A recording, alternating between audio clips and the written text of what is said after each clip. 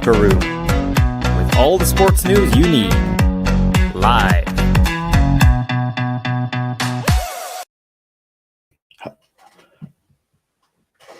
Hello, very good afternoon to you. Welcome to the Locker Room on this busy Sunday, but that's the way we like it, Graham, between men's football and women's football as well. And just before we came on air, there's a cup final at Hampden between Celtic women's and Rangers women's team in the Scottish Cup, and it's 2-0 to Celtic, Graham. It is, and to be fair, it has been coming. I mean, it's not been the best of games, but it's been mainly all Celtic. You know, first half shooting ahead, early, I think it was just before half time, a glorious chance for Mengyu, who should score when she's straight through and goal, but drags it wide. Second half, it's been all Celtic. Jacinta's been causing problems. It's been mainly all problems with set pieces, to be honest, and that's just Celtic will score the 2 goals. Natasha Flint gets the first goal on 60, just after 60 minutes. And again, a couple minutes ago, O'Riordan scored again from a corner kick. Rangers is not defending it at all well, but it has been coming. It's been pretty much all Celtic. 20 minutes to go, Celtic 2, Rangers 0. And from what I've seen so far, I've seen nothing in this Rangers team that suggests they're going to get back in this game. And also, we will keep you updated, hopefully, in the women's game and the men's game as well.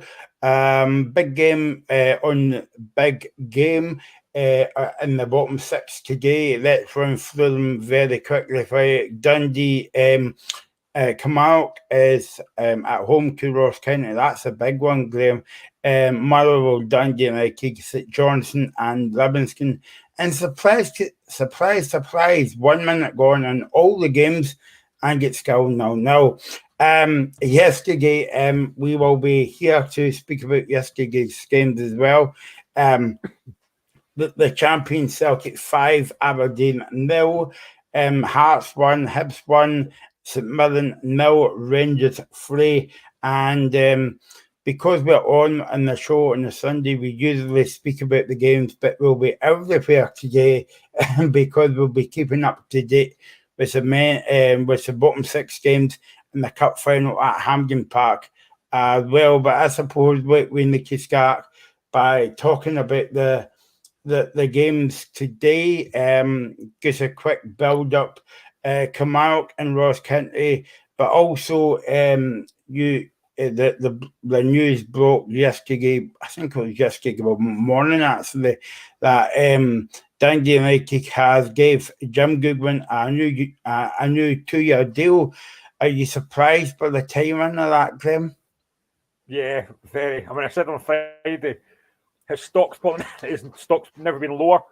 The fact that he could be taking them down, I suppose they want a bit of stability, and that's why they give him a new contract. So at least if they do go down, they know he's going to be there, which I'm surprised about. I didn't genuinely think he would manage in the Championship, but you know what? Fair play, a good one. He's had a lot of stick over the last few months about what he's done with Aberdeen and stuff, but the fact that he's actually going to stay in the Championship, assuming that they go down, which I think they will, I suppose it's fair play to him. You know, they have got stability now if he's going to be in charge, so I am surprised. The day before a potential relegation game, I am very surprised at the timing of it. Yeah, so yep. Sorry, Graham, that was my fault there. So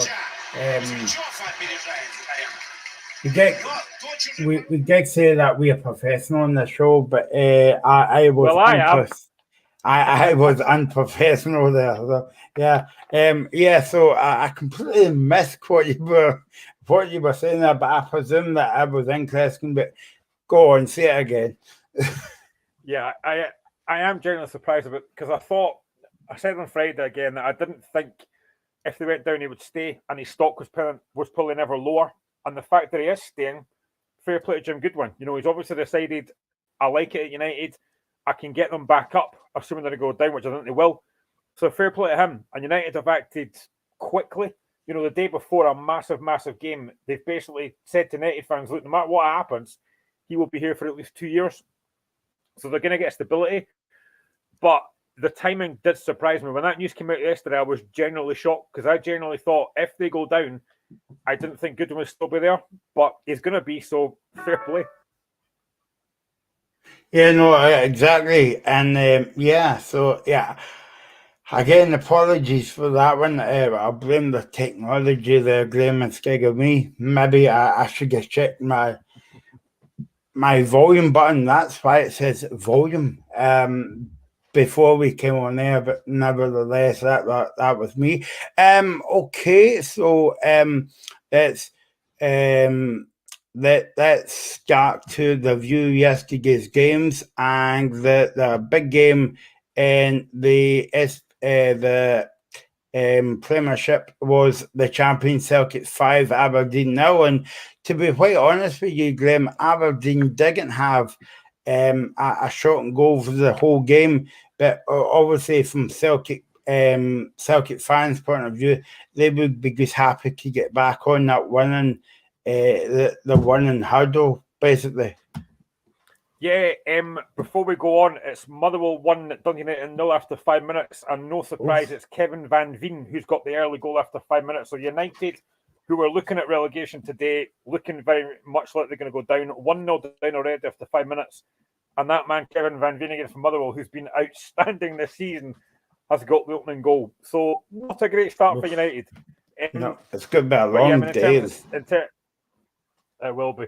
But in terms of Celtic, that was much more like a Celtic performance. They were dominant. They were very impressive going forward. Jota looked really good. Kyogo's got 2 goals. Obviously, Kyogo going off later on was a hammer blow to them. I'm assuming he'll be fit for the cup final. But yeah, I mean, Celtic were very, very comfortable. They were never under any real threat. I was surprised at probably how poor Aberdeen were. But listen, they got what they wanted to do. They were finishing third. They were going to Celtic Park for Flag Day. It was always going to be tough. And they just couldn't react. You know, Celtic were just far, far too strong. And I suppose you see the scenes in Glasgow yesterday after the celebration. The Celtic fans delighted. Yeah, it was a very professional performance for Celtic and the perfect tonic to go into a cup final, to be honest. But Celtic could have probably scored more yesterday. And that's the thing for Aberdeen fans. Celtic could have had that game 6, 7, even 8. They were just so dominant, and Aberdeen just couldn't cope. But like I said, Aberdeen's season's done. They did what they wanted to do, but that was a very good performance from Celtic. Yeah, no, very professional performance after the past week, growing against St Mirren and getting beat off the high bees last weekend on Wednesday night as well. I thought Celtic was at it from the first whistle, but I think Celtic were out for the game not only because that they knew what was coming after the game, but they knew that this was the last game before the cup final as well. Yeah, 100%. You could see how much they looked up for it. You know, they were disappointed, and I'm sure Postecoglou was disappointed after Wednesday night. I know they'd already won the league, but performances have not been overly impressive recently. But yesterday they were at it right from the first whistle. And I think because it was Flag Day, it was at Celtic Park, you could tell that Celtic wanted to put on a show for their supporters, and they more than did that.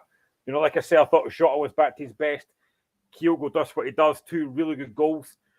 Starfelt gets his goal, good header as well. Poor mark from Aberdeen. And then O comes on and gets a couple of goals as well. So, again, it just shows how strong that Celtic squad is. You know, you're taking off Kyogo, you bring on O, and he gets a couple of goals. So, Celtic were just very, very impressive yesterday. I mean, I've said before, I think they'll win the cup final quite comfortably. No disrespect to Vanessa, but I think they will win it quite comfortably and get the treble. But that was a good way to sign off in the league, to get a fantastic performance and 3 really decent goals as well. You know, Kyogo's first goal, a really, really good goal. Gets it back on his left foot, dumps a couple of defenders and a great finish. And they were never under any real threat. I think Aberdeen had 1 corner in the first half, but nothing major. It was just total domination from Celtic. Yeah, no, exactly. I mean, even though Aberdeen got beat yesterday and basically 5-0 as a pure hammering, as they say in the west of Scotland, but in any game. But I think, like, if you were an Aberdeen fan, you would be proud of the way that they finished this season. Yeah, you would be. But again, I saw that Aberdeen fans yesterday on Twitter really annoyed at the performance, which I get, because you don't want to get even if it's the last game of the season, you don't want to go out on a low point, and especially when you're getting hammered 5-0. But they can't be proud of what they've done this season. They've turned over a massive gap. A lot of folk thought, myself included, that Hearts were going to get third. But fair play to Barry Robson and Aberdeen. They've done a very good job. Yesterday didn't really matter in the grand scheme of things, but they can be proud of what they've done. They're going to get probably guaranteed group stage football in Europe, which is going to be £5 million, so it's a lot of money. And you've got to say Barry Robson's done a great job. He wasn't too harsh on his players yesterday, understandably so, given the season they've had. But it was just one of these games that I think it wouldn't have mattered what. I don't think it would have mattered what team turned up yesterday. I think Celtic were on it right for the first whistle. It wouldn't have mattered who they were playing. They'd have been. I think they would have hammered anyone playing like that yesterday. Yeah, no, and it set Celtic up nicely up for the cup final and next week, and also it's a 5:30 kickoff. It's going to be a bit unusual, but we'll be on after the game. I think we're kicking off at 8:00, 8 till 9 here on Indie Live, regular and Independent Live, so you'll get all the post-match reaction for the guys there as well. As for Celtic, this kind of talk of Postecoglou is going to Tottenham, Graham. It's not going away anywhere soon. What do you feel about it? I don't think he'll leave. I mean, he basically was asked the question yesterday. He said, "Look, I'm fielding these kind of questions all the time." And I don't think he'll leave. I think it's quite clear that he's happy at Celtic. I don't think he's going to do a Brendan Rodgers and leave. I think he seems quite happy. He's got a really good squad there. I'm sure he'll look to strengthen that in the summer. And he'll want to try and do better in Europe next season in the Champions League. He'll want to go a little bit further there. They did compete reasonably well. This time, it was going to be hard with that group they had. Guys like Real Madrid and Leipzig, it was going to be hard. But they did compete for large spells in those games. And he'll want to do better. And I think for me, I just don't see him leaving anytime soon. I'm sure at some point in the future he will, but I don't think that's for right now, to be honest. I think he'll stay. He'll try and build on what he's done this season. Another treble next season, you never know. But I just don't see him. I don't see him leaving at this point. Yeah, no, exactly. And I suppose that the worry for you, the Hearts fan, or any other fans watching this, is Celtic won't, as Postecoglou says after the game yesterday, they'll never stop. So if for teams can maybe close that fantasy gap, that Celtic won't stand still, they'll bring in one or two more. Yeah, of course they will. And they want to strengthen ahead of Champions League football as well. They want to keep that going. I said it last week, I think it was, that when you're at Celtic and Rangers, you've got to win the league, and I think Celtic will be looking to do that again next season. They will probably think that Rangers will come back maybe stronger next season, depending on who they sign. So they have to keep ahead of them. And I think they will. We've already seen the players that Postecoglou's recruited. Very, very impressive. I'm sure he'll do exactly the same thing again. Whether he goes back to the Asian market, the Australian market again, I don't know. But I'm sure that they will look to strengthen massively in the summer. And they will get stronger. And it is a massive worry for myself and Hibs fans, Aberdeen fans, that gap is just going to get even bigger. But it's been like that for 30, 40 years it's been like that. It's always going to be the case. It is going to be very tough. I do think Celtic obviously will be favourites again next season, but it's how they're going to do in Europe that's going to be interesting. And 9 minutes gone on all the games still. Kilmarnock 0, Ross County 0, Motherwell 1, Kevin Van Veen, Dundee United 0, Johnson 0, Hearts 0, and on the women's final, there's about 9 minutes to go at Hampden Park, and it looks as though Celtic's going to win the Scottish Cup. Graham, they're 1-2 now. Rangers have just scored. 8 minutes to go. It's a goal back for Rangers. I think it's Berry that's got it. It's a good little ball played through. It's a good run from her, actually. I don't know if she might be slightly offside. That'll get checked because VAR's here. It's a decent finish. At the moment, it looks like Rangers are back in the game, but I think this might go to VAR because I'm not sure if she has maybe just gone a little bit early, but I'm sure they'll show us that in a second because VAR is in play here. Yeah, yep. And how important is it I know we spoke about this very quickly, unfortunately, because we were coming to the end of the show. But how important was it for the women's final to be at Hampden Park, the first ever women's final? Yeah, it's massive. It's the first time the Celtic Rangers have played in the final, first time at Hampden Park as well. It is great. I mean, I don't know if it's around 15,000-20,000. It looks maybe a little bit less than that, to be honest. But it's great. It's a really good atmosphere as well. Celtic fans loving what they're seeing so far from their team. Rangers, VAR is getting involved here. I'm looking at it again. It is so tight. I think this might get flagged for offside, actually. But yeah, it is massive for them in this game, let's be honest. It's great to see it. And at the moment, it is all going Celtic's way. Yeah, okay, I'm seeing the goal now. I love doing these Sunday shows, Graham, right? Because you said Rangers scored maybe about 3 minutes ago, and I'm 3 minutes, so I'm just seeing the goal now. But yeah, that is getting checked now. It's offside. The referee hasn't had to go to VAR. It's been ruled out. 5 minutes to go. Celtic 2, Rangers 0 still. I did think she had gone a little bit early. Yeah, just got a tag quite early, Graham. But as I say, I love doing these shows with you, because you always perform me, but that's brilliant. But I mean, you might want to be before me all the time. I'm not very sure, but anyway. So 2-0 to Rangers, but on my watch it's still 2-1 to Carolina. They've just done that. They've just done that thing where they put the lines on it, and it is so tight. But it is the right call. She did just go a little bit early, so it is the right call.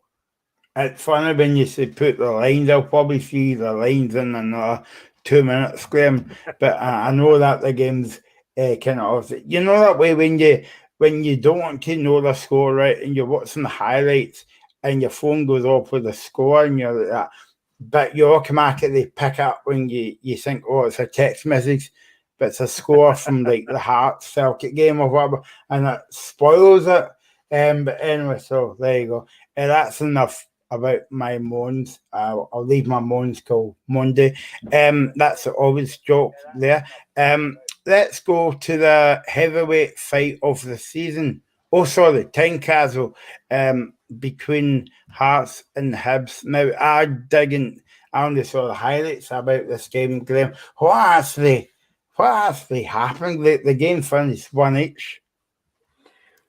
It was one of these things that Hearts were obviously celebrating. I know Hibs fans will say, why are you celebrating a draw? We're celebrating a draw because of the fact that it was the last game of the season. We're at home. It's got us fourth in European football, and we were with 10 men for half the game. That's why we're happy with a draw. And it kind of kicked off because Stephen Naismith went to shake Lee Johnson's hand at the end. Lee Johnson then tried to do a cowardly punch to Stephen Naismith's ribs. Naismith basically turned back to basically have a go at him. It didn't really, but Naismith had been booked, so he didn't want to get involved, so he walked away. And then that sparked a melee on the pitch as well, with loads of players now getting involved. After the game, Lee Johnson was sent off. Rocky Bashiri was sent off for Hibs. Ross Stewart, the sub goalkeeper, and Paul Gallagher, the Hearts goalkeeping coach, were then sent off. It was all a bit it was nonsense, to be honest, but Hibs just couldn't control the players. Hibs were disappointed they couldn't win the game with 10 men against 10 men, and it all kicked off from there. It's frustration. And I think, Hearts have every right to be happy with yesterday. I know that sounds daft because it's a point, but it's the fact that we got European football. Yes, we lost a massive gap, which is disappointing, but we got European football. We played with 10 men for most of that game and hadn't got beat. That's why there were scenes of kind of celebration on that park yesterday. I think we've got every right to be happy with that, because had we lost that game, we'd have finished fifth, which is not good enough. I can understand why Hearts were celebrating. I can understand why Hibs were frustrated, but it kicked off because Lee Johnson aimed a sly dig at Stephen Naismith, and there was no need for it. No, I know. I saw the highlights last night, but when I was listening to the radio yesterday, getting the way back from the game, I thought, oh, that sounds like dramatic. I mean, because you weren't expecting it in the last game of the season. Like most of these games only, peter out and all that because it's the last game of the season. And okay, it's a Derby game, but you weren't expecting anything like that. But like, and then Meadow went on to the park as well, and that's what you didn't like to see. No, I mean, it wasn't particularly great scenes. And I know Hibs released a statement as well about Cabraja getting attacked by a Hearts fan, but I mean, I didn't see any statement from Hibs about Lee Johnson attacking Stephen Naismith. So there you go, swings and roundabouts. But yeah, it was just one of these games. It's a passionate game. Lee Johnson talked about it after the game. It's a passionate game. And I think clearly they were frustrated that they couldn't beat 10-man Hearts. Hibs basically, after we went down to 10 men, pretty much all the Hibs chances came from set pieces. They didn't open us up, which I was surprised about. Every chance they had came from a set piece. And we've not dealt with those very well this season, to be honest. But we dealt with them reasonably comfortably yesterday. Xander Clark made a couple of really good saves, to be honest, especially the first half from Paul Hanlon. We just couldn't get out. We dropped back. Clearly that was going to happen because I got 10 men. We were very deep, but we defended very well in the end. And I just think that to finish fourth this season, I'm not going to say it's a massive celebration because finishing fourth isn't good enough for a team like Hearts.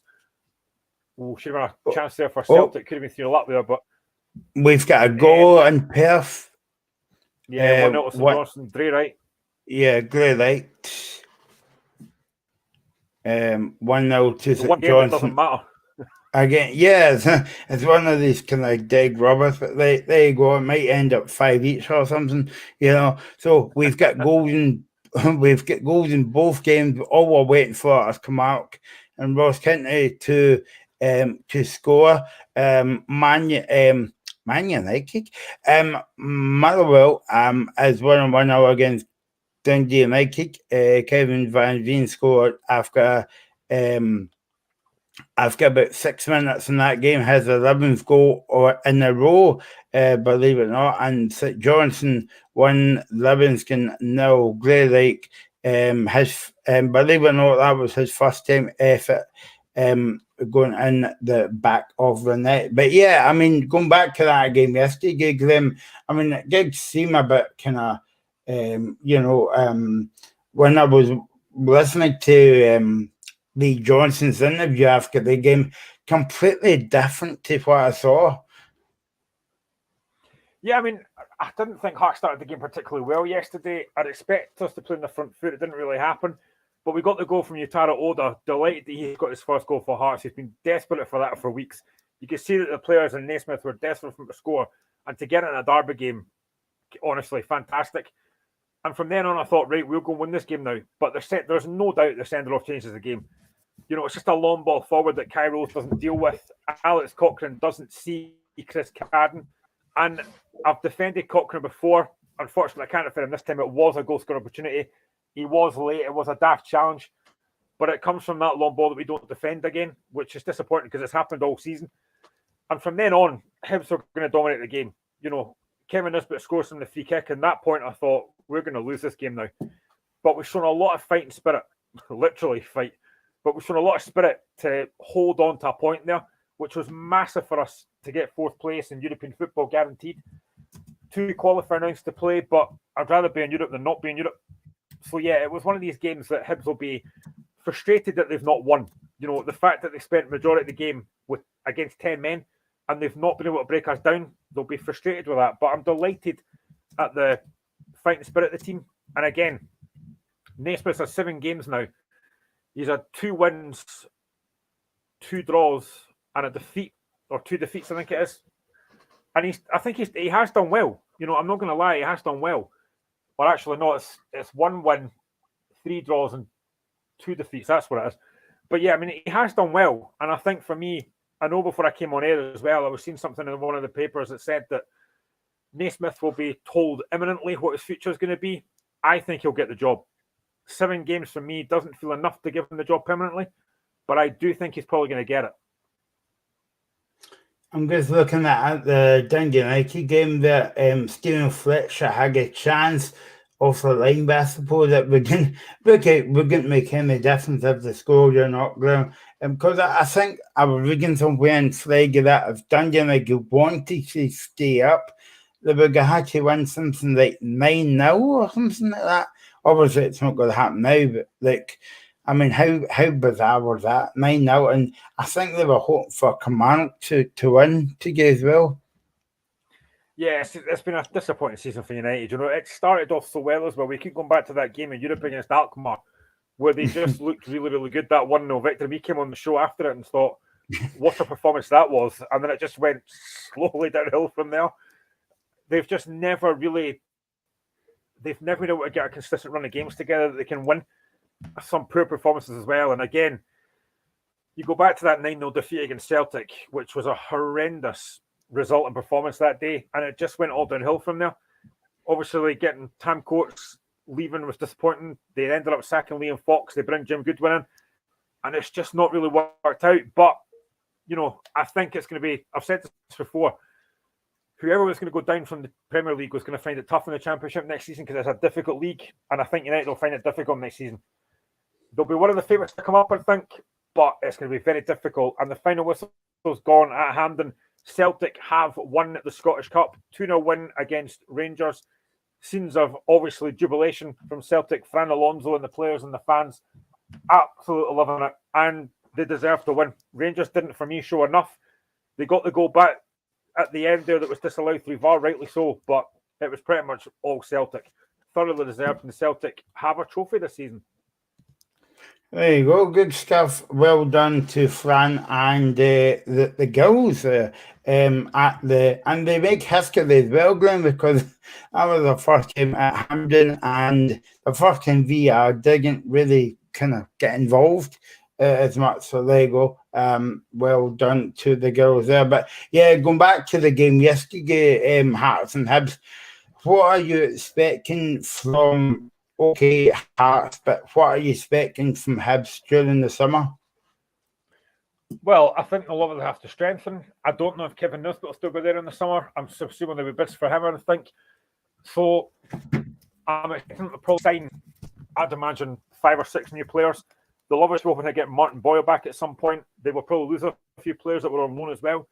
So I'm expecting them to have a very busy summer. Again, is 5th good enough for Hibs? I personally don't think it is, but that's where they finished. They will probably still get European football as long as Celtic win the Scottish Cup, which I'm assuming they will. But their first European game would be the 27th of July, I think it is. So they're back early if they're in European football. So I think Hibs will be looking to do better next season. They'll have a full pre-season. Lee Johnson will probably, as I say, bring in a few new players. And they'll be hoping to do better next season. They'll be hoping to try and fight for that top 3. Whether they get it, I don't know. But I think if you're a Hibs fan, you'll be looking to probably strengthen most areas of the pitch, but especially up front. And again, one of the other things as well is, will they be able to keep Ellie Yuan? Because he's probably been 2 weeks. I thought Atkinson handled him very well yesterday. You know, even after the sending off, I thought he dealt with it very well. So they'll be looking to strengthen in the summer, no doubt about that. And they'll be looking to try and get into that 3rd place with a chance to European football again next season. That's the thing, Graham. Maybe it's going to show our age now, right? But when we used to watch football, it was, 6 months to a month that the football was off. Now it's like 6 weeks or 3 weeks and they're back in action. I mean, I think Rangers are in European qualify at the beginning of July, so they're back in June. So it becomes shorter and shorter each year. It does, but also you've got, and I know that Celtic, Hearts, Hibs and that aren't in this, but you've also got the Viaplay the 15th of July as well. So it's not a particularly long summer break, and then you're back again. But that's just the way it is these days. You know, you're back very early. You don't get a massive break. And I kind of sometimes think as a player that's probably a good thing. You know, maybe being back a little bit earlier. Maybe you get bored over the summer. You just want to get back to playing again. But it will be very interesting to see what happens in the summer with every team. You know, who's going to strengthen where, who's still going to be at clubs in the summer. It's going to be very interesting. I'm actually watching the Kilmarnock game just now while I'm doing this, and it's very scrappy. There's not really a lot of chances happening in the game. obviously it's a massive game for Kent. They've got to win this game. Kilmarnock can afford a draw. Kilmarnock, at the moment, from what I've seen, looking the more likely so far. Yeah, no, exactly, and you will be in front of them in this game as well. I'm going to put a bet on we. Not that I want people to bet, you know what I mean. But Graham will tell you the score before I will. I will maybe tell you the score maybe 2 minutes after when Graham says. But that's the joys of doing it from not a studio, but our house as well. I mean, just looking at that park, Graham, it gets worse and worse when you see it. I know we talk about this so often about plastic pitches in the Premier League. It doesn't particularly look great, and that Kilmarnock pitch I don't think has ever particularly looked that impressive. Obviously, it works for them. Oh, what a chance for Kilmarnock. Really good header by Christian Deutsch, tipped over by the goalkeeper. Really good effort there for Kilmarnock. They do it almost like score at the moment. But yeah, but I think for me, I'm not a massive fan of these. I'm not a massive fan of these pitch in the Premier League, but we've just got to get used to it. It's a great save, actually. Really good tip over. Really good ball in the box, actually. Good header by Deutsch. Really, really good save there. Kilmarnock do look the most likely to score at this one. Yeah, that was a good save. It's not a big gap between me and you now, right? Because I'm just about 2 seconds behind you, but that's good. I think the most impressive. Well, I don't know if it's impressive part, Glenn, but the most like when you're watching the Hamilton game, you can't tell that's kind of like AstroTurf because it's quite a good surface compared to Livingston and Kilmarnock. Yeah, absolutely. I mean, I actually think the Hamilton pitch is probably one of the best ones I've seen. Livingston pitch, I'm not a massive fan of. Kilmarnock pitch, I'm not a massive fan of. Like, I don't mind these kind of pitches in like lower leagues. That's fine. But I think in the Premiership, it should be grass. It's what most teams are used to. I tend to think a player or certain they're scared of injuries. So I kind of get that as well. But yeah, I mean, I just never pitches in the Premier League. So it's actually like anyone pitch in the Championship looks actually quite good. But I think that Kilmarnock pitch for me it looked the best, if I'm being honest. Yeah, no, exactly. So we'll keep you up to date in that one. Half an hour ago now, still 0-0 in the Kerry Ross County game as well. Let's move on to the last game, Graham, before we actually focus on the games today. Motherwell 1, Dundee United 1. Oh, right, okay. Too little, too late, but I suppose it's something for United fans to cheer about. I'm not sure if Dundee United has brought a big support down with them for the game today, but I presume that they have as well. Who scored the goal for Dundee United? It was a Jamie McGrath penalty after 31 minutes, so it's Motherwell 1, Dundee United 1. There you go. You've heard it from Mr. Duffy himself. Duffy's on fire. I've heard that one before. The last time I saw it, I said that somebody phoned the fire brigade, and Graham says, "What is a fire brigade doing out at my house for?" But anyway, Duffy's on fire. You can tell it's the end of the season, Graham. The last game he talked about then was the game in Paisley between another dead grubber between Midland and Rangers. Rangers won 3-0 on that one. And what's in the highlights game, Graham? There wasn't anything really to talk about apart from Sakala getting a double. Yeah, I thought they were very comfortable, to be honest. Rangers. Sakala looked very impressive. He was probably the main highlight to the game, to be honest. He was very impressive. St Mirren, listen, this season was done. We know that. They didn't really offer much of a threat yesterday. Rangers looked very comfortable. And as I say, Fashion Sakala for me was the best player in the park. Pace, his movement. I think the first goal, decent finish. Second goal, I think the keeper should do better. Goes under his body, he probably should save it. But Rangers are very comfortable. They probably went into that game thinking, well, if we can end the season on a high, fantastic. They managed to do that. And yeah, Rangers were very comfortable yesterday. Yeah, no, definitely. I mean, even though St Mirren would be a bit disappointed playing the last game at home and getting beat. But there's positives to take out the season for Stephen Robertson, Graham. Absolutely, there is. To get his team into the top 6, competing against Celtic, Rangers, Hearts, Hibs, Aberdeen, they've had a very good season. They've had some big results again. You look at the game they beat Celtic, first team to do it this season, fantastic result. They've had some very good players. We spoke about on Friday. You've got the guys like Curtis Main, Alec Gogrich, Alex Grieve, Ayunga when he was fit, Mark O'Hara. They've had a very good season, and they can be very proud of themselves. He's had a great season. And don't forget on you go. And don't forget they came to Parkhead 2 weeks ago and took a point off Celtic, and now they beat Celtic. Yeah, again, not many teams do that. So fair play to Robinson. He's done a very good job. And again, we're talking about the fact that Curtis Main could have had a hat-trick at Celtic Park. How many times does a team go to Celtic Park and you think their player could have had a hat-trick? Mental to think about that, but they've had a great season. And again, it'll be about building for next season for Robinson. Can he get his team? Once you get that, you've got to try and aim a bit higher. So can they even finish? Again, like Hibs, can they finish top 3 next season? But there's no doubt Robinson's done a great job, and he every right to be mentioned up there for manager of the season with Postecoglou stuff, because he's done a great job, Robinson. And he can be proud of themselves. Absolutely, he's done a great job this season.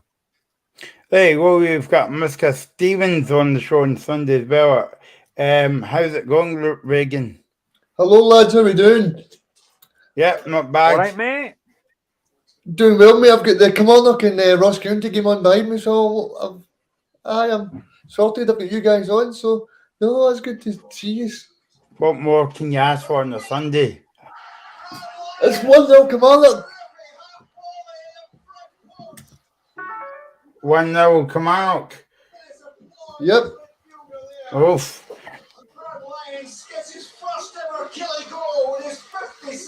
Good finish as well. Yep. So it's 1-0 to Kilmarnock. So it looks as though Ross County is playing Packet Thistle on Thursday night. Yeah, Partick Thistle been absolutely brilliant, Michael. I'm just turning that sound off for you because I don't know if you could hear it behind me, but no, they're all enjoying themselves at Rugby Park. So I think Kilmarnock need a point to stay up. So Ross County versus Partick Thistle will be a very good game. I actually fancy Partick Thistle there because they've been scoring quite a lot of goals. Yeah, no, exactly. And we will be on that's a good link. Because we're on Thursday night after the first leg. Yeah, don't get paid for nothing, Michael. Don't get paid for nothing, you know what I mean? Exactly, yeah. Not that. I'm sure the first leg's at Fairhill on Thursday night, so we'll be on. Might go along there then. Might as well go along because Partick Thistle, they're playing really well. They've absolutely blown it away. And I know Akinyemi got sent off pretty early on, but I don't think that would get changed the game much. But Partick Thistle blew them totally away. I know they say "Breakfast with Tiffany." That's a great song, but Scott Tiffany's been absolutely brilliant this past season for Partick. There you go, Graham. I forgot about that song because on the Friday night, what did I say? Think we're wrong now, but there you go. Thanks, Reagan, for coming in at the back post with that one. See, that's how you're on the show, Reagan, to keep us on our toes. Aye. So we were just talking about the game yesterday, Reagan. Obviously, were you at Selkie Park yesterday? Or I was, what did you make of the game? I actually missed the first 2 goals because I thought to myself, I want to be there. I want to be there for the trophy lift, and I missed the first bus, so I went, waited for the bus. So no, I missed the first 2 goals, but after that, it was a great day. But I seen the goals in the highlights, Michael. Don't worry, a great finish from Kyogo. So yeah, Celtic played really well. I thought they're back to their best. I thought Jota was really good. The only slight thing for next week, Michael, is Will Kyogo will be fit, but he was dancing around yesterday, so I think he'll be pretty happy. Yeah, no, exactly. And then what about Hearts and Hibs? We were just talking about the heavyweight of the fight of the year. The gloves are off. Do you know what? I want to ask Graham this, right? Can you take your hat off for a second? Because I think that's the third week in a row that Stephen Naismith's got a bee in a bonnet with every single manager that he comes up against.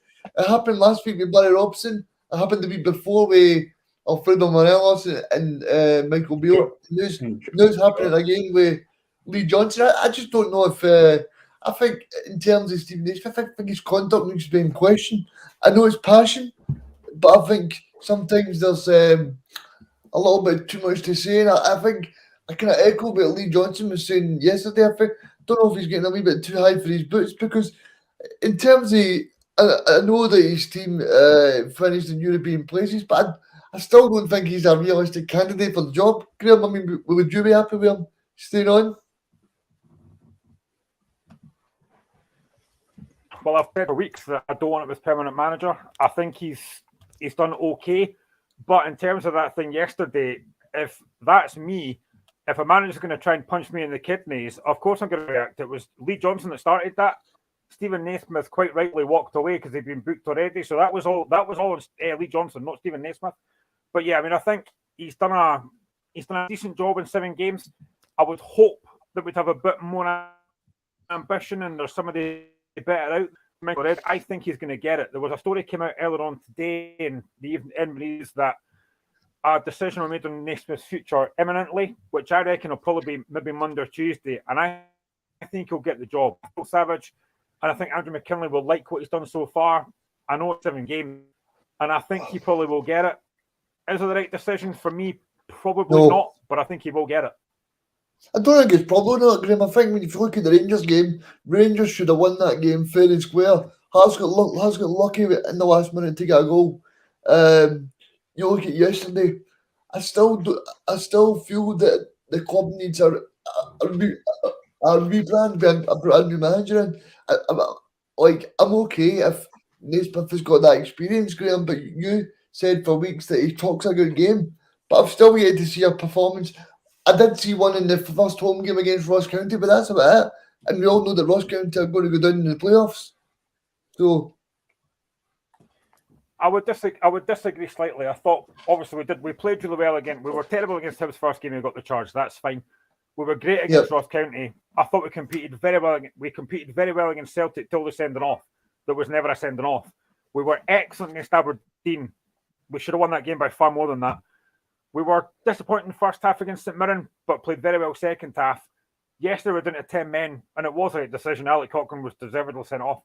And again, I think Ibrox, who played well in stages, probably just one game in the end. But the fact is, we've shown a lot of fight and desire to get back in the game and back to 2-2. So I think there has been positive signs under Naismith. But I would also say, as I said, that I still want a more. Sorry, Graham, you cut off there at the end there. I didn't hear what you said. Sorry. No, I mean, I still want a more experienced manager in, and I'm hoping there's somebody there that Savage and McKinley have got their eye on, because it will feel to me and a lot of Hearts fans that if Naismith does get the job, it's the cheap option, and that's not the road to go down. No, I totally agree with you, Graham. And I think if you look at the Hearts support, a big support again there yesterday turned out. I think it was about 17,000. So I think you see there, Graham, the Hearts fans expect success. And I know Naismith talks about that he knows what it's like and stuff like that. But I think if you're a Hearts fan, I think you want to have a more appropriate name in charge. I mean, I'll give you a few. Wilder, who's at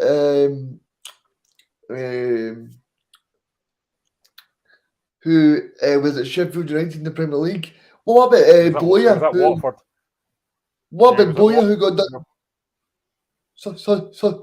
Sorry, Graham. What about Boyer, who got Dundee up, played some really good football? Something like that. I think he's going to Blackpool, isn't he? He might, but I'm just throwing his hat in the ring. Yeah, but yeah.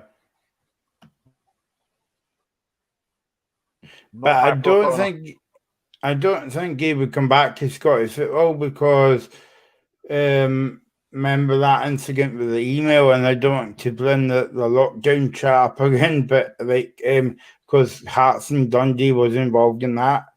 But I suppose I know Glenn was saying that it's no high profile enough, but I mean nobody heard of Lee Boyer before he took over Dundee, and he got them up in one season, so you can never tell. Graham, I'll give you a wee thing. What about Owen Coyle? Right, Owen Coyle is really good at Burnley, really good down south at Bolton, done okay with Ross County. What about Owen Coyle? I mean, Kenny's got plenty of experience, but I'm kind of hoping there's maybe better managers out there. I think he's a decent manager, don't get me wrong, but I'm kind of wanting somebody a bit more high profile for me. I mean, I don't know who I want. I know Chris Wilder's been in the frame. I think he might want the job, but again, I genuinely think I will not be surprised if at some point earlier this week Naismith gets the job. A lot of Hearts fans I've spoken to are happy if he gets it. I'm still not convinced for me. No, I'm not convinced either. I mean, in terms of the backroom team, don't know if you've seen it, Michael, but they were the backroom team. Everybody was fighting as well. I'm surprised with that. It was a whole melee. Yeah. I can understand what you're saying, Graham. I like to see that fight. Yeah, but not the end of the season, I suppose.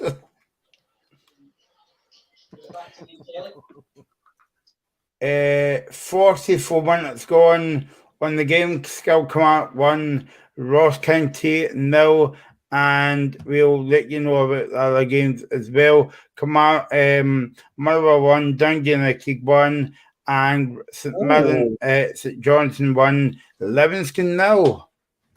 I think the interesting thing about that game, sorry Michael, don't know if you guys noticed, but Van Veen scored, so he's now 1 goal behind Kyogo, so that could heat up as well. If he gets 2 goals, he could be top goal scorer. Yeah. So Graham, if we had to ask you who would you want as Hearts manager, what would you say? Stephen Naismith. Well, there's a guy he's from Sweden, a guy called there's a guy in Sweden called Marty Cifuentes who plays really good attacking football. He's a guy that's been linked a lot. I wouldn't mind him. Again, I've said already that if Naismith gets what I think he will, I'll back him 100%, but it will feel like a cheap option. Apart from that, I don't really know who I want. Again, I've heard there's a number of candidates, so I'd like to see who these other candidates are before I kind of say who I want. But the one thing that I will say, for me, Naismith isn't the right man. 7 games for me isn't enough to make a decision on him, but I think he will get it. What do you think of this chat, guys? I was having a conversation today about this as well. You know when they say that Robbie Nielsen's a Hearts man and Neil Lennon's a Celtic man and all the rest of it. I mean, I don't believe in all that, right? Because you can be the biggest Hearts man in the world and come in and just look at Robbie Nielsen and be a disaster and got his P45. Neil Lennon's the same. McCoy's is the same. So do you believe in all this kind of, he should be a good manager because he's a kind of Hearts man or a Celtic man. So you've got to think out the box a wee bit as well. Yeah, I mean, it's sentimentality for me. That shouldn't really come into it in football, I think. And again, Naismith has been at Hearts for a while now, coaching the B team and stuff. I don't want sentimentality. You know, there's a lot of that. I said this a while ago. When John Robertson got appointed as Hearts manager, when Robertson got appointed Hearts manager under Rowe, I was like, see if this goes badly. I do not want to be saying Robertson has to get sacked. I'm not a massive fan of that. I would like Hearts for this occasion as thinking go a bit more adventurous rather than appointing someone that's already at the club. That's what I'd like to see. But listen, it's up to the board. Whatever they decide to do, it's up to them. It's 1-0 at Kilmarnock. It's 1-0 to Kilmarnock at half time. The goal coming a little while ago, yeah. So at the moment, it's looking very much like it's going to be Ross County playing in the playoff against Partick Thistle, which could be a really interesting game. And I was thinking about that on Friday night, Glenn, when I was watching the Thistle game against Ayr United. If I was a Ross County fan, okay, maybe I'm not saying this in front of Ross, but I'm not. I'm nervous because for the Partick Thistle only conceded 2 goals in the playoffs this season. And they look so good going forward. You know, Reagan talked about them there, like Scott Tiffany. They've got Brian Graham scoring goals as well. I mean, they sweep their United aside quite comfortably. They just look a very good side. They've come into the form at the right time at the moment. And the fact that the first game's at Firhill as well, you got a massive crowd there on Thursday night. It'll be a massive attendance. And if Partick can take a lead to Ross County, which they might well do, it could be a very difficult game to turn around because we've seen already Partick are scoring goals away from home and at home. So I generally think Ross County will not want to play Partick Thistle, but it's looking like that's going to be the case just now. Ross County have got 45 minutes to try and get this back, but at the moment I'm just not seeing enough from them. Okay, half-time scores. Kilmarnock 1, Livingston. Kilmarnock 1, Ross County 0. Motherwell 1, Dundee United 1, and St Johnstone 1, Livingston 0. Half-time in all the games there. And early on, Celtic won the Scottish Women's Cup by defeating Rangers by 2-1 at Hampden Park. When you were watching it, Graham, brilliant to see people getting out to support both of the Celtic and Rangers teams as well. But as Rose Riley said at half time, I don't know if you saw her interview, but basically she said that she's hoping that more finance will get put into the women's game. Yeah, 100%. And again, I hadn't noticed this earlier, but it's a Women's World Cup on this summer as well. Scotland are not there, unfortunately. Yep. But it's in Australia and New Zealand, so there'll be a lot of different teams competing. But, you know, it's been great. The Scottish game's been highlighted a lot this season. Games on Sky, the Scottish Cup final today, BBC One. It's been great to see. It really has. Hearts games have been broadcast live as well. It's been great to see the women's game getting highlighted even more. And today, I'm hoping that, you know, the fans that have been there, obviously the Celtic fans would have done, have had a really good day out. The sun was shining, it was a great day out. Celtic, as I said on the show, the dominant team. Rangers really didn't do enough to cause Celtic problems, but it's been great that the women's game highlighted a lot more this season, and hopefully that'll happen again next season as well. Yeah, Reagan, have you been kind of like enjoying the BBC coverage this season and overall coverage of the women's game? I think it's getting better, Michael. And I think in terms of the Celtic game, I thought Celtic played well.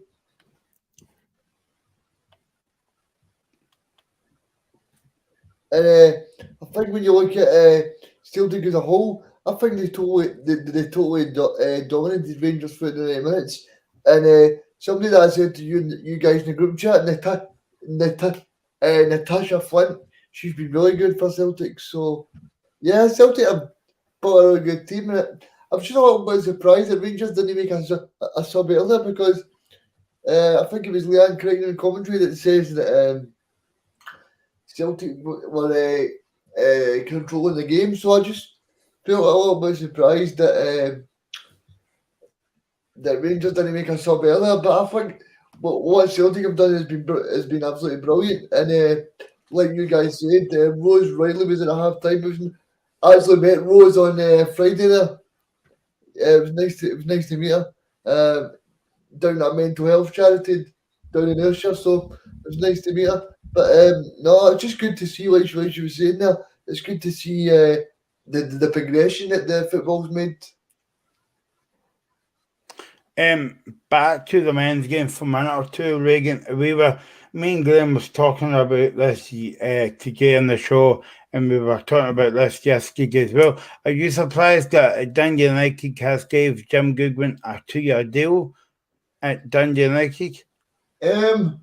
Not really, no, because when you look at it, I think the big appointment that they got wrong was Liam Fox.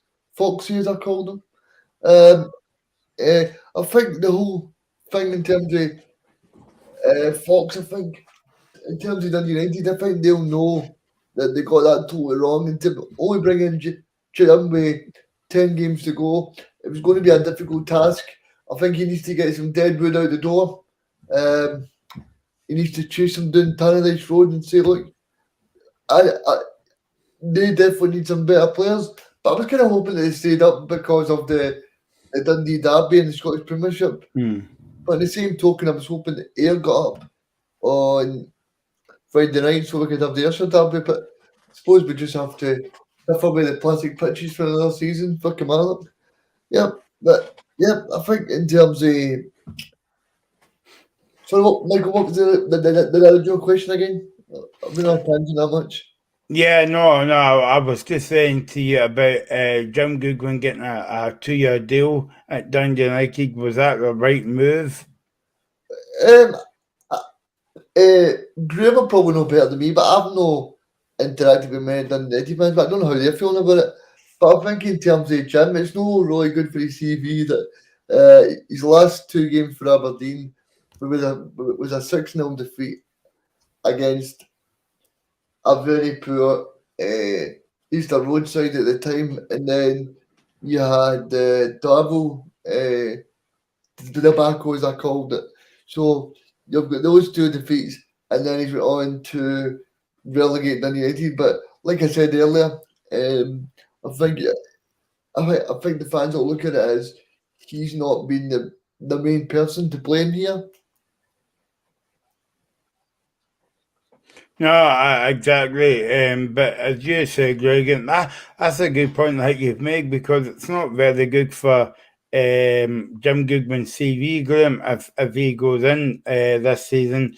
And basically, Aberdeen wasn't really kind of like and really getting bored, but he didn't do well at Aberdeen, and obviously he's kind of failed so far at Dundee United as well.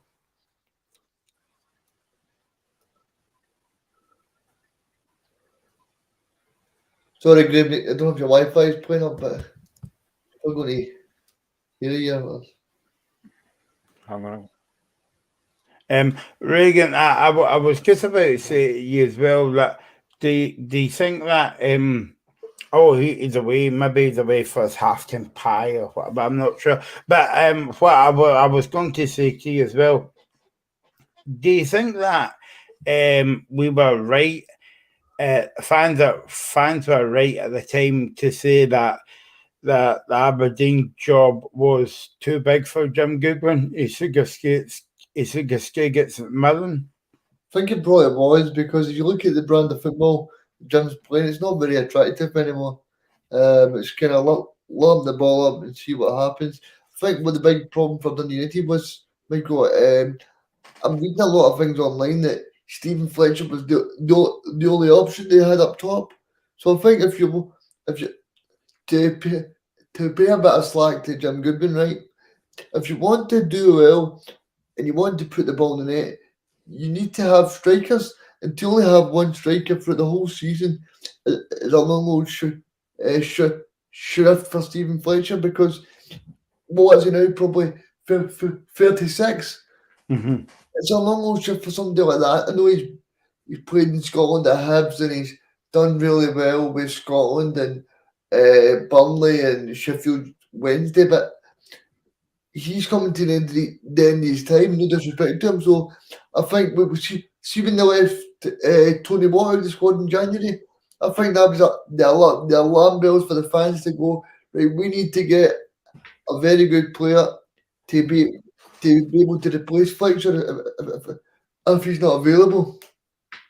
Yeah, and what do you make of this chat about Charlie Glue was at the Celtic event last week at the Hydro, and the Dundee United fans were a bit unhappy with it? What did you? I mean, I actually see the Dundee United fans' point, because obviously, if he was going to an opposition's night at the Hydro, you would be a bit upset about it. But where do you stand in that debate? Well, my God, as I said before, I can't really stand. So where do I sit on it? I sit on the bit where I say to myself, right, Charlie McGrew's been at Celtic for a long time. He's been able to be in successful sides with Scott Brown there. I think if Dundee were sitting fourth on the table, they were in European football, nobody would be mentioning it. It's because they're 5 points behind at the bottom of the table. Yeah, or else do you think if Dundee United was in the Championship and he was going to a night in the high low, nobody would get mentioned it either, because obviously they were in two different divisions. Yeah, I mean, it's all got to do with how the club's doing. It's like when I think it was Jason Cummins went to the open goal thing back about a year ago. Remember when Dundee were doing really bad? Got chased out of the country because that's shocking professionalism and stuff like that. So I think football's all about timing. It's all about timing, Michael. And you know that for being in the media. See if somebody's winning, nobody mentions it. But it's if you're losing, then it's very different. I wanted to ask Graham one question on his club, right? Because I just thought about this. See Barry Robson, right? Barry Robson, he brought in Steve Agnew, right? Steve Agnew has been the brain behind what Robson's did. He worked at Middlesbrough with Steve Bruce. He's worked in so many clubs, Sunderland. He's worked at Newcastle as well. So I want to ask Graham, see if Stephen Naismith does get this job, it's important he recruits a proper, really good assistant, first team coach. Yeah, but he's got Frankie McAvoy there just now, who is experienced. I actually thought when Nielsen got sacked, they'd have had McAvoy as a manager with Naismith as assistant to get a bit of experience, but they've done it the other way around. So I think he will keep, if he does get the job, which I think he will, I think he'll keep McAvoy there. Obviously, he's got plenty of experience, but again, whoever comes in is going to have to recruit well in the summer. We need to hit the ground running because we can't afford to finish fourth again. We need to be up there challenging for that third place again. So recruitment's massive. We're going to have to go. On you go. Do you still get European football? Yeah, fourth place still gets European football. It's if Celtic were to not win the Scottish Cup, then Hibs wouldn't get European football, but Hearts have got it. So that's fine. But I mean, I think in terms of recruitment, it's going to be massive. We're going to have Craig Gordon back. We'll have Craig Halkett back, who's been a massive miss. But then will be back. Liam Boyce will be back. Massive misses this season. Michael Smith, unfortunately, is now left, which is a shame because he's been a great servant. But it was probably the right time for him to go. So there's a lot of things to be done in the summer. We need to probably, at least for me, 6 or 7 new players in that team. The squad for me is not quite strong enough. I'm looking at the bench yesterday. We had nothing really to bring off the bench. Gary Keel's about it. You know, we're bringing guys like, and I've spoken about this before, I'm not a massive fan of Keel. I don't think he's good enough. I'm not a massive fan of Andy Halliday. Never rated the guy. George Grant for me has not done enough. Alan Forrest started the season well, but again, maybe not good enough. So we need to strengthen massively in the summer. And there's no doubt for me that injuries have played a part, but I can't excuse the fact that we blew a 10-point gap and we're finished fourth. That for me is not good enough. I wanted to ask you something, Graham. Do you think Shankland might go? Because I've heard a few rumours that he might. No, I don't think he will. I think it's what they are, the rumours. A lot of talk about Rangers maybe in for him. I don't think he'll go. He's happy at Hearts. He loves the club. He's done very well as a captain since Craig Gordon's been out.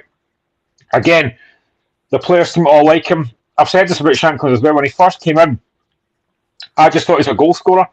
He's more than that. His link-up play, his hold-up play is fantastic. He brings folk into the game. His finishing has been fantastic. He's a very, very good player. And I think when Liam Boyce comes back, it'll be interesting to see what we do with him, because a lot of games that we played, Shankland's kind of played that deeper role.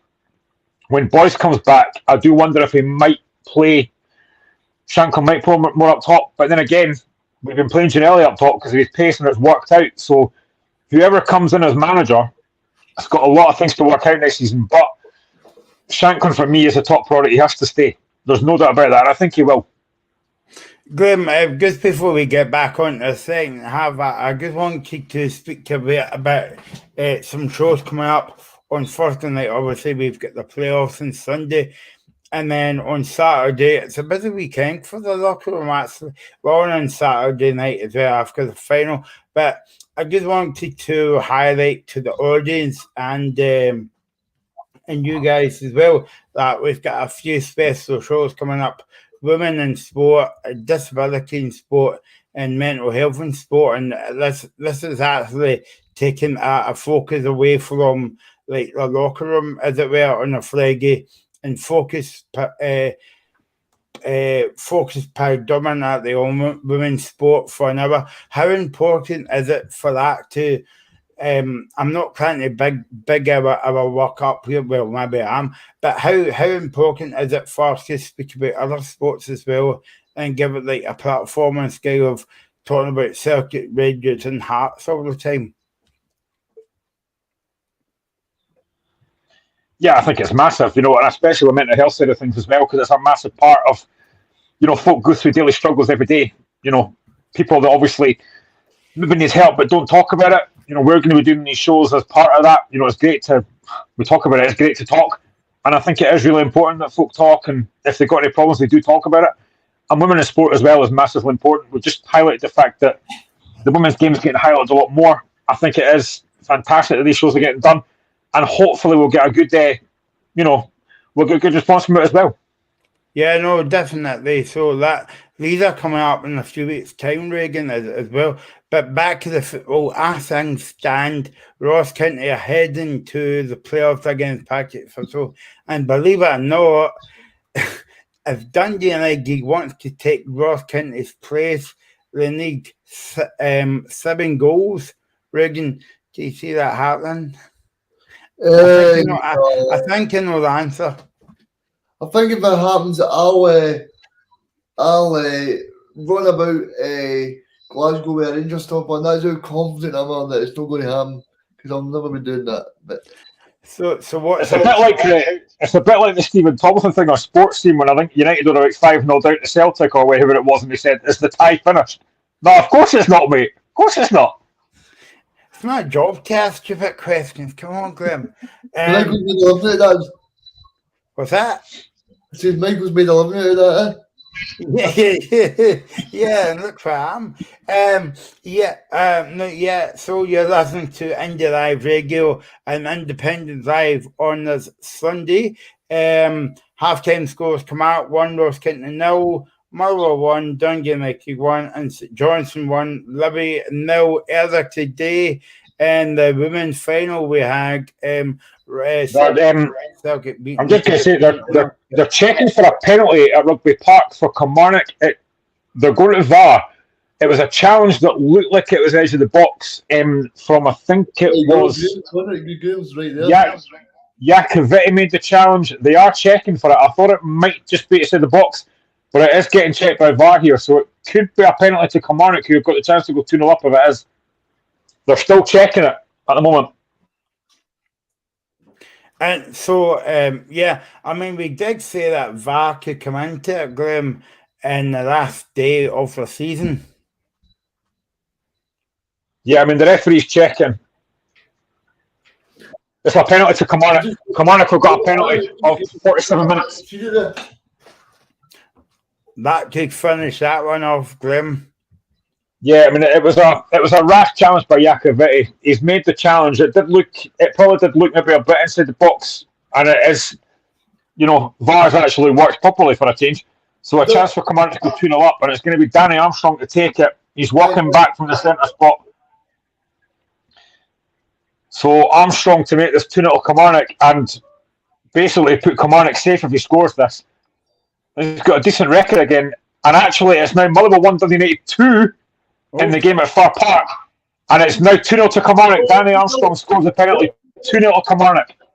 Oh, it's all happening now. So be on standby, Suckhill Street. Reagan could be coming down Suckhill Street tonight with Slough goals. Then again, they might be going to the Blue Lagoon for Fifth Supper. I'm not actually sure.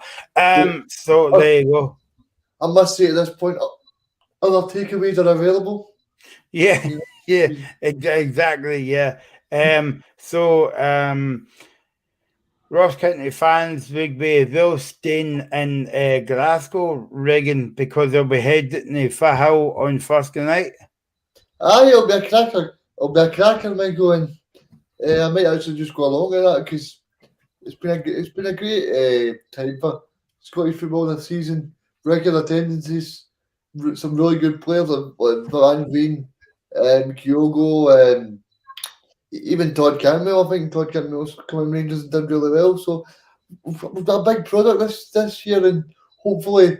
Do you know what disappoints me, Michael? I'm just a little bit disappointed that Sky never took up that match today, because that could have been. Oh, don't say that to Michael. We'll be here all day. Don't tell him that. No, I know. No, Graham's warned me before he came on there. Do not speak about it until 5:55. So I'm holding my peace till then. But no, you're right, Regan. But even though they've got the final of the playoffs on Thursday, Sunday, Fahill and Ross County, or Thursday and Sunday, who do you fancy now, Regan? Who do I fancy? Partick Thistle, easy. Yeah. Easy. Because I'll tell you why. I speak to a lot of football players, Michael, and the one thing they tell you is confidence is so important. And see the confidence that Partick Thistle get from going to Somerset Park and absolutely demolishing their opponents. See from going there and doing really well. And then I think Partick Thistle's form from since Chris Dolan's come in has been very, very good as well. It's really good to see, Michael, and I think Partick Thistle will probably win this playoff tie. What would you say about the man Chris Dolan, Regan? Because obviously he lost one of his family members a few weeks ago, and I was surprised to see him at the game that night. I think it just shows the mark of the man, that he's dedicated to it. But that one would have been for his dad, because that was like you said, on the same day that happened, and then he goes to the game. So yeah, fair play to him. I've interviewed Chris before on my podcast, and he's a very good guy, and I hope that he actually does well, because I think since he took over VT McCauley, done a very good job, Michael. Very good job, because if you look at it, like, I know people say that sometimes bringing in the interim manager sometimes is a cheap option. I know I've been critical of that before with Neil Lennon and possibly Stephen A. Smith at Hearts at the moment. But when you look at Chris Dillon, what a job he's done so far. Yeah, no, exactly. I mean, and as for you, Graham, obviously we'll speak about it on the show on Thursday night, but who do you, you've got to fancy Thistle at the moment. Well, the person I fancied before was Holly Willoughby, but we can't go into that now because that's a different conversation. But yeah, I do kind of fancy Partick Thistle now. I genuinely think they've got the bit between their teeth. But they've got the bit between their teeth. But I just think at the moment, Partick look very good going forward. Well, you have to have fancy, so. But yeah, I mean, they've got the bit between their teeth. They look really good going forward, and I just think at Fahill about the bit between your teeth. That's just, yeah. But, you know, they're scoring goals home and away, and at the moment, looking at this county side just now, they're looking out of ideas just now. It'll be horrible for Ross County if they go down. You know, I think Malky Mackay, a lot of Ross County fans like Malky Mackay. They like what he's done. You know, Ross said on Friday that he's got the backing of the fans, but at the moment, I have to give it Regan. I genuinely believe that Partick, I said this before, the gap between the top of the bottom of the Premiership and the top of the Championship isn't that massive. And I genuinely think Partick Thistle will fancy their chances. I really do. And it's just actually panned, the camera's panned to Rugby Park. Martin O'Neill is sitting in the stands watching this game. Why? I have no idea. Maybe it's been the Ross County manager. I don't know. Anyway, so still 2-0 to Camargue and all that there. I think that the only thing I would say, Regan, is I know that there's a big Ross County support there at Rugby Park today, but do you feel as though that that the only kind of disappointing aspect about about Ross County is they don't have that big away support? Aye, I think it is, but I think Malcolm McKay spoke about that before, and the fact that it's very difficult to attract players up to the Highlands. As much as it's great for lifestyle and that, there's not really much nightlife and things to do. So it is difficult to when guys are wanting to play English League One or even at places like Aberdeen because you get a little bit more money there. So it is a bit difficult. But like you said, we'll have to support. They'll probably get the best chairman in Scottish football and Roy McGregor because Roy McGregor, right, as much as sometimes he rejects the support for Rangers and Celtic, the allocation sometimes. You need to say he backs his manager and puts his money where his mouth is. Mm. Yeah. No, he does that every year. He's not like me, Michael, quite type with his money. He's quite good, so. Yeah, I was going to say that, but yeah, I thought it would be nice to you for once in my life. But there you go. And between the Murrow Dundee United game as well, and it's a big Murrow support game for Park. It is, and they've had a really good season as well. Kettlewell's come in, done a very good job. The second goal scorer for United, by the way, was Stephen Fletcher. No surprise there. But yeah, it's again a good crowd. Last game of the season, Motherwell had a great season as well. And again, like most teams will want to try and build on what they've done this season. Can they break into that top six next season? There's no doubt they can, but the big question will be, can they keep Kevin Van Veen? He will have plenty of offers in the summer. Where he goes, I genuinely don't know, but he will have a lot of offers because he's been outstanding for Motherwell this season. I'm going to make a bold prediction on the last day of the season, locker room. I'm going to make a bold prediction and say Motherwell will get into the top six next season under Stuart Kettlewell. Anyone can clip this next season if Motherwell. Well, Graham Goods said to me before he came on there, if Regan makes any statements, remember about David Martindale being the first manager to be sacked. So we've got that one up our sleeves. I meant next season, though. He meant next season. Aye, sure. And the season after that. Oh, Mike, I don't know what you're trying to do, like live on air. And the season after that, and the season, you get the joke. But but there you go. So you're thinking Murrow will make the top six next season. I think as well that if Stuart Kettlewell come in a wee bit earlier, they would have Regan. Aye, so about putting that kettle on, Michael. I mean, you know me, I'm quite partial to a cup of tea, so I think next season they'll be turning the tap on pretty early because I quite like the way Kettlewell goes about it. I heard them on a Scottish football podcast a few weeks ago when he was with Stevie Freeland. Those two seem to be really a very good match for each other, and I hope that Motherwell do well because they're a good club and they had their Burrows there, who's now Aberdeen, and they seem to really do a lot for their local people of Motherwell as well. Yeah, I'm just looking. Now that a chance for Murrow there, Van Veen was through and goal. They had another chance in it. So before that, Dundee United had a free kick up at the end of the park. I can't quite see who cooked that, but it never came to much.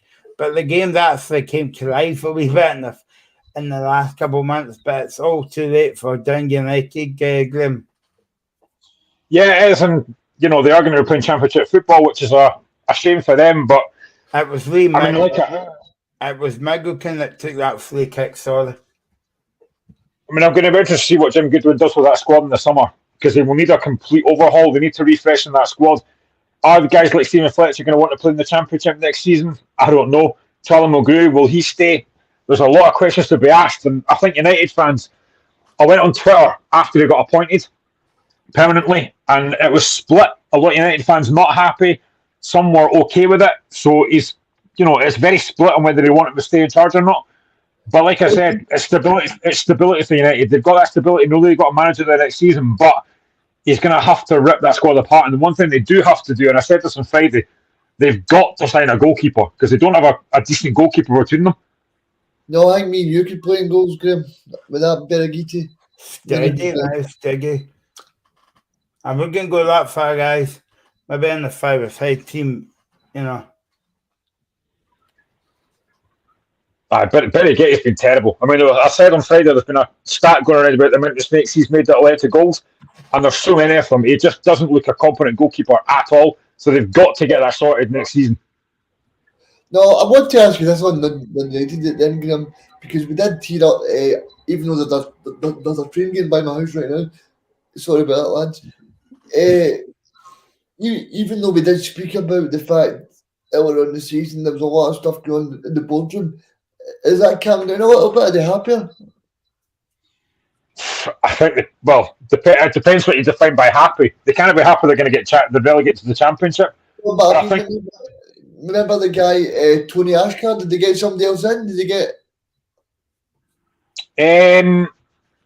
I can't actually remember. It was that long ago. I can't actually remember because I've not really kept tracking it, to be honest. But I mean, from what I've heard, I think the fans are maybe a bit happier. But again, they'll be disappointed they're going to go down. But I think they knew probably last week they would go down when they got beat 3-0 by Kilmarnock. You could tell the fans were really disappointed. It's going to be such a difficult season for the next season because I've said numerous times, going to the Championship is a very hard league to get out of. Jim Goodwin has to get out that first time next season.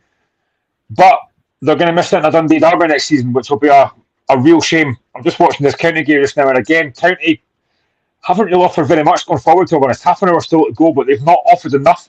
They're claiming for a penalty for a shirt tug. They'll obviously get checked by VAR, but I don't think there's much in it. But Kilmarnock, I'm going to have to say, Kilmarnock have looked relatively comfortable. Yeah, they have, Graham. I've watched the game. They've seemed that Derek McInnes has really got them fired up. I think the home form was only bettered by Celtic and Rangers. Stephen Fletcher had a chance there. Good save by the Motherwell goalkeeper. Kerry. It's still 2-1-2. Is a penalty to Ross County. There was a shirt tug. It's gone to VAR, and actually looking at it now, it is a shirt tug. Ash Taylor clearly pulling the guy back. It is a definite penalty. So County have got a chance to get back in this with about 19 minutes on the clock. It might be too little too late, but they could get a chance to get back in this. It's daft defending from Taylor. He's got a hold on the guy's jersey. No need for it. Because the keeper's going to get that. There's no need for it. And he's now giving County a chance to get back in this game. It's a yellow card as well for the challenge by Taylor. So a penalty to Ross County with about, like I said, 19 minutes to go. I think it's too little too late, Graham. But I think that will give them a bit of optimism going into the playoffs. It's really poor defending. He's got no need to do it. He pulls the guy back. The keeper's going to come and get that. He's got no need to do it. And he's now left his team. They could be... Jan Dan is going to take the penalty. It's a goal. 2-1. He's ahead of me. David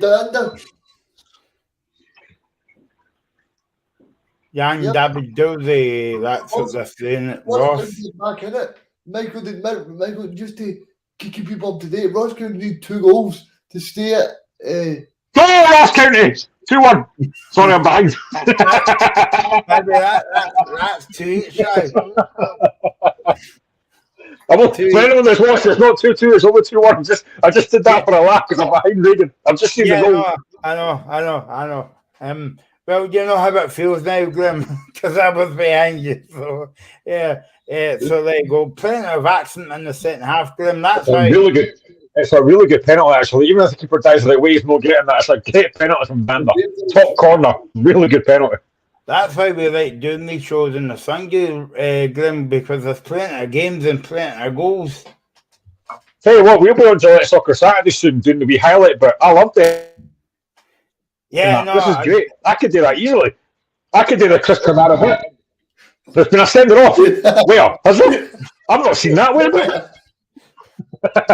Well, don't say that for the other thing, but anyway, yeah. Well done. Just to update you on what's happening. There's mayhem happening on the show. It's all Reagan's fault again. Come out to Ross. Come out to Ross Kent 1. Come out. Ross Kent gets scored by a penalty kick. Marwell 1. Dundee United 2. It's for Park and St Johnson 1. Livingston 0. So that's you up to date with the scores there, Grim.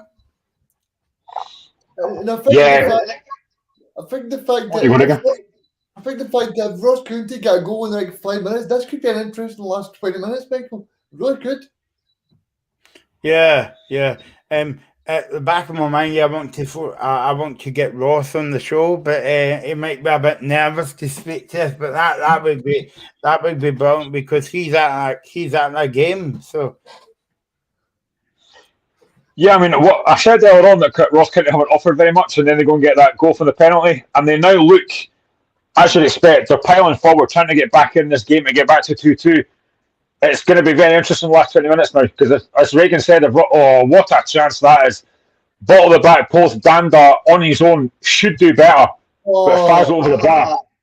Jesus. He has to get it on target. It's a poor effort from Danda. Ross County should be level there, Michael. The big chance, right at the back post, and he should score. Like Grim was saying, they should score. And this game has came alive in the second half a wee bit. Huh. Well, County had to do something because they were 2-0 down. They had to do something to get back in the game, and they've got 20 minutes to get back in this game. And as Reagan rightly says, if County can get a goal shortly, it's going to make it very interesting and very nervous for Kilmarnock. Yeah, no, exactly. All to play for. We thought we were going to have a quiet Sunday, Graham, on the show, but it's the complete opposite. I like this. I honestly love doing this because it's great. You're getting watching these games coming in and seeing all the goals going on. It's great. Yeah, and you watch all those games, but we are behind each other when we're watching the games. That makes it even better, I would say. I don't like the sound of that being behind each other. I'd rather be. Nah, I'm not going to say that. But yeah, I mean, come on and try to come forward and try to put this game to bed. But good defender from County. It's honestly, this is it's now turned into a really decent game because County have got to try and get back in this game.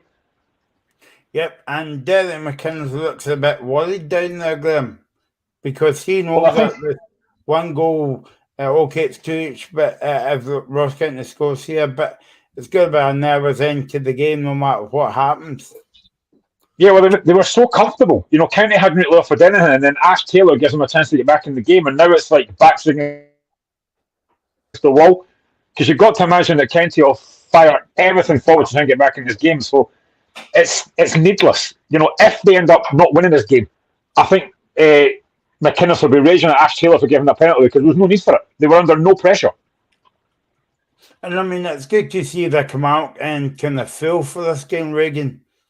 I mean, I think from their point of view, Michael, they'll be very chuffed, and they'll be hoping next season that the season ticket numbers will be through the roof and try and get a bigger crowd into both home games because, like I said earlier, their home record has been absolutely incredible this season. I think all Rangers and Celtic have been better. Reagan, I was just going to ask you, I don't think you've been on the show since we spoke about this, but since came up this season, have you been a bit disappointed in them, what they've offered? I think we spoke about it a few weeks ago, and we said that the away form has been a big downfall for them because if they picked their away form, they could have been in the top 6, but it's been that away form that's been very disappointing for them, Michael. And I think in terms of that, they'll need to. I think they'll make 25 minutes, but if they do stay up, Kilmarnock's lucky. It's still have 11 men on the pack. Graham, I don't know if you saw that there. I never actually saw what happened there, not. No, it was a foul to Ross County. Vise basically elbowed the Ross County player. I didn't see who it was. He got a yellow card. St Johnston 2, Livingston 2, and Motherwell 2. Dundee United 2 now. Motherwell just equalised. Oh, yeah, that'll be interesting, Reagan. Who says it's a quiet Sunday? Well, was that quiet, Reagan? Not. Listen, yeah. So there you go. Who says this? Sorry, Michael, I've just seen the picture coming in from Motherwell there. Yeah, I mean, in terms of that, I mean, it was a good finish. I think it was Spittle that scored there, and Graham will keep it me right, but yeah, it was Spittle, number 7, Motherwell. So, yeah, I mean, Motherwell right back in this game. It was a good layoff for Van Veen, and then Spittle just takes a shot and 2-2. Yeah, no, exactly. It's exciting, isn't it, Glim? I mean, obviously, it's good to see the bottom 6 and the top 6. We knew who will win who will win the league and who will get into Europe and all that. But the bottom 6, it's exciting to see. Yeah, it's great. I mean, this is what you want for the last day, and I mean, it's kind of a shame that everything else is pretty much wrapped up. You know, you'd have liked to maybe seen different things go to the last day, but it's great that the relegation battle, if you like, has gone to the last day. I mean, I know we knew United were down, but the fact that obviously Kilmarnock, Ross County, and that are still fighting to try and not get that playoff place, it's great to see. It really is. Yeah, no, exactly. So Mervage into the game will be on until the very last kick of the ball.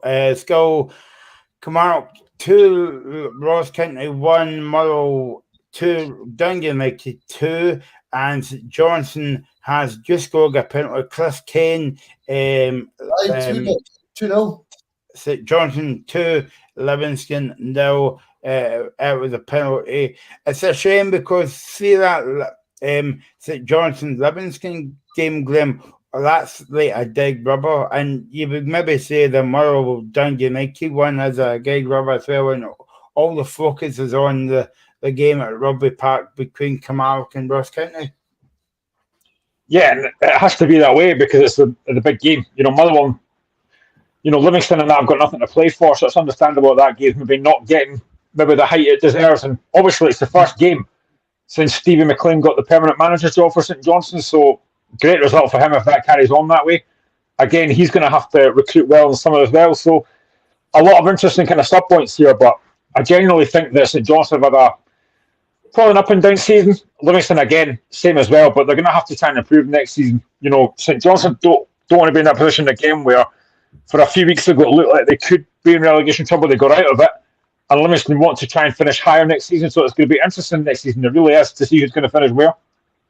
Yeah, exactly. And don't forget, as I said, and I might say another million times before we finish off up tonight, but don't forget we'll be on first tonight as well with the big playoff game between, it looks as though it's Ross County at the moment.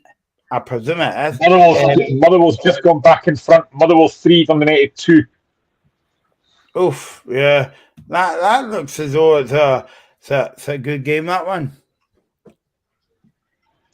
Can't complain. 5 goals. Definitely can't complain for the product on show today, and the fans will be delighted with it.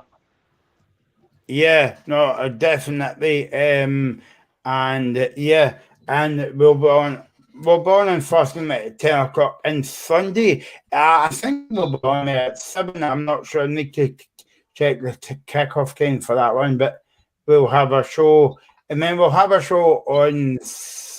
Well, we've got my usual show on Friday, and we'll be on Saturday night. Have a wee night out in the live radio.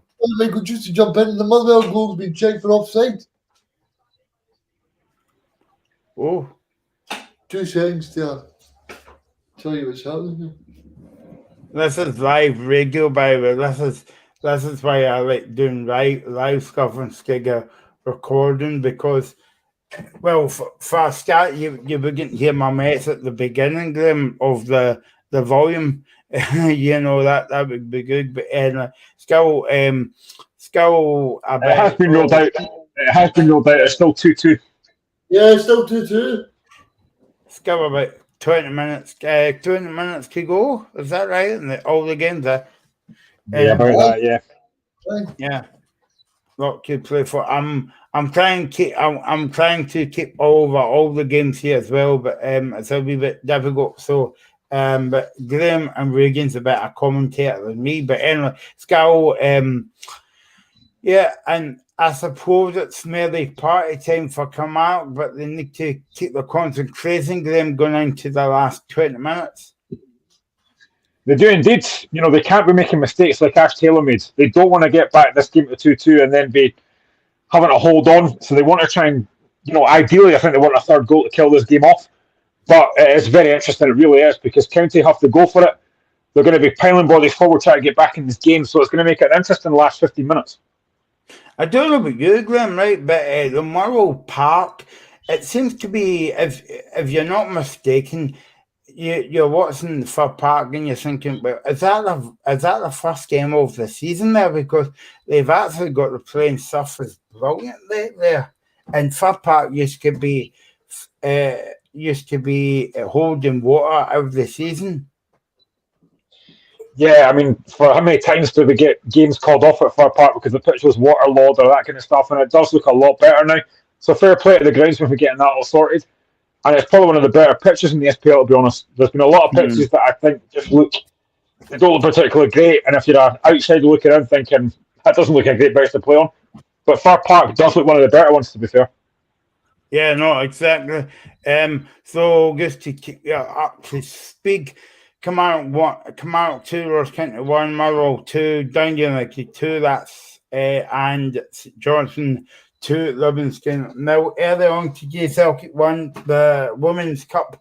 They beat Rangers by 2 goals to 0. The first game in history, the game was played at Hampden, and they used Graham's favourite piece of technology, VAR, Graham. Yeah, and listen, no time it was brought in, it worked well because it was just offside. Rangers thought they were back in the game, but it was just offside, so it was used properly. I mean, it didn't take massive amount of time, although it could have done because it was very, very tight, but they used it properly. So it just goes to show what you can do when you get proper, decent referees.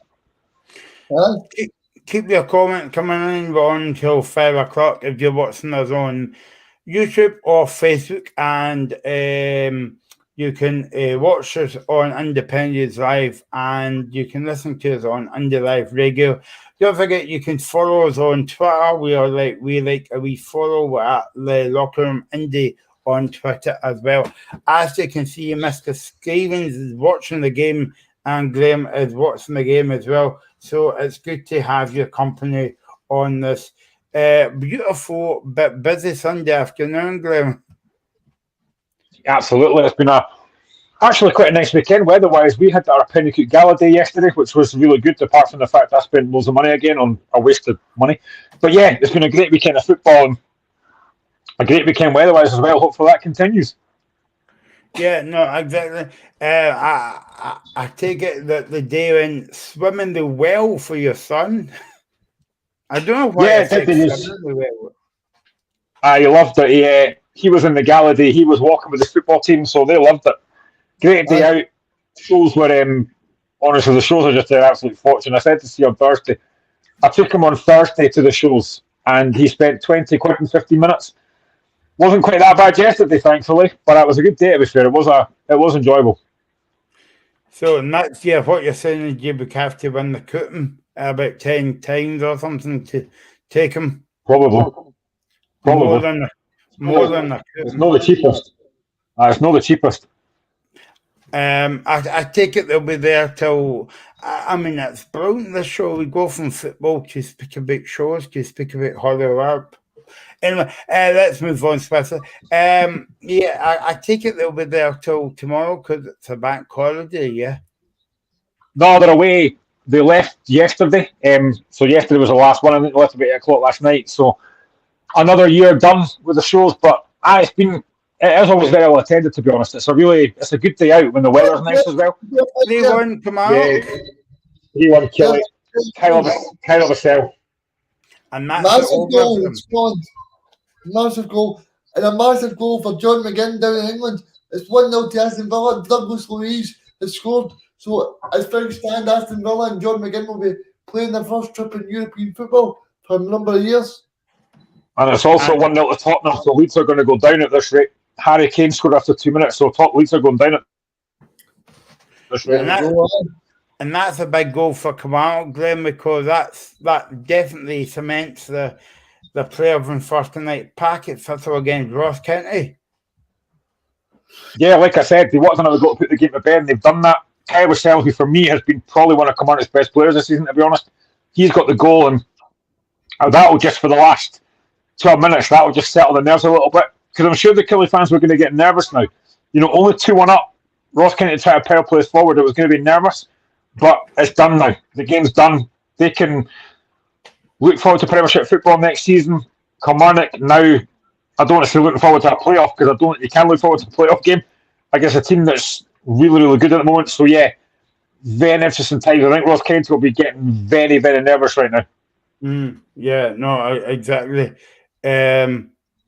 Yep, and basically, so apparently it was a good goal by Kamal. A miscut goal by Kamal scored miscut goal, but I think it was a good goal by our accounts. I'm seeing Reagan. And I think now we can say, Michael, is that Kilmarnock are virtually safe, because Ross County now need 3 goals to stay up. So yeah, now we can look forward to that Ross County and Kilmarnock, Ross County and Partick Thistle playoff and Tuesday night, whenever it is. Thursday night, because that's going to be absolutely massive. But you need to say credit to David McGuinness, because he's. I would say he probably doesn't play the most attractive football, but he does what he says in the tin, and he's kept Kilmarnock up for another season in Scottish Premiership. Reagan, who basically, I know you said Packet Thistle over the 2 games might win the game, but do you think they'll be confident, because obviously they've got Devine and a few other players in the team that can cause Ross County bother? I don't think anybody's got the Devine right. Did you see what I did there, Michael? I don't think anybody's very good. Yeah. Devine right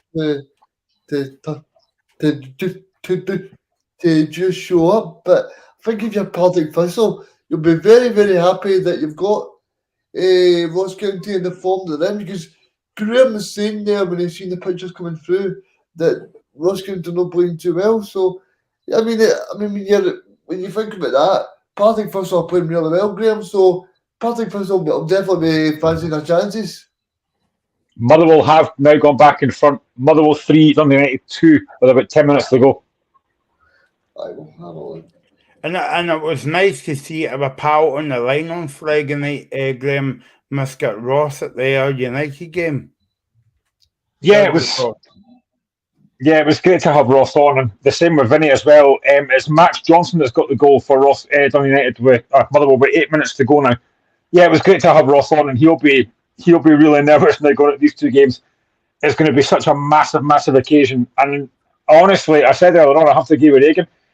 I think Partick Thistle will win this game over 2 legs. They look in real form now. They've hit form at the right time when they needed to. They're scoring goals.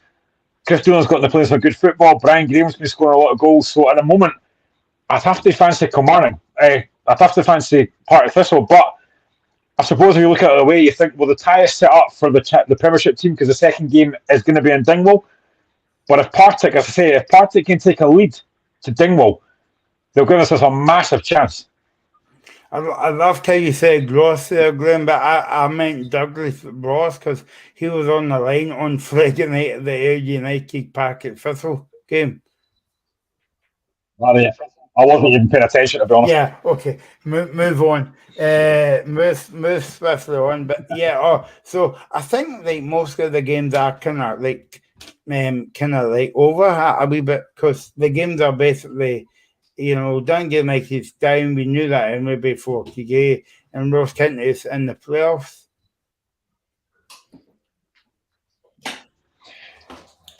Yeah, it's pretty much all done and dusted now. Obviously the Livingston St Johnstone game didn't mean anything, but the other 2 games, we knew United were going down, but they gave themselves a fighting chance there at the last, but just ended up getting beaten. Obviously, Kilmarnock Ross County is a massive, massive win for Kilmarnock. Really huge for them. It's just been great to see the scores coming through and seeing the drama, because there has been some drama. Because when Ross County get that goal, I mean, me and Graham said it 25 minutes ago, but when Ross County scored that penalty for a great penalty for Danda, there was that bit of hope for the Ross County fans that there was a little bit of hope there. But now that Kilmarnock have got that third goal, I think they can have a pie and enjoy themselves. Yeah. I know we were talking about this a few weeks in the show, Graham. I mean, they could go and celebrate, but I mean, what's that to celebrate? Because like your team got yourself into that position in the first place, so I wouldn't really go over the top saying yes, we're staying up for another season. Yeah, and I completely get that point as well. You know, it's nothing probably to celebrate. You stayed up with the skin of your teeth in the last day.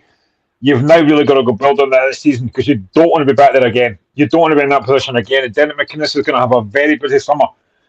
How does he attract players to Kilmarnock? I don't know, but he's going to have to do something. Because, I mean, the fact is, they just, for me, they still don't look a particularly great squad. They've got decent players that Danny Armstrong and Kevin Sell look very good, but apart from that, they've not got much else. So they're going to have to strengthen big time in the summer.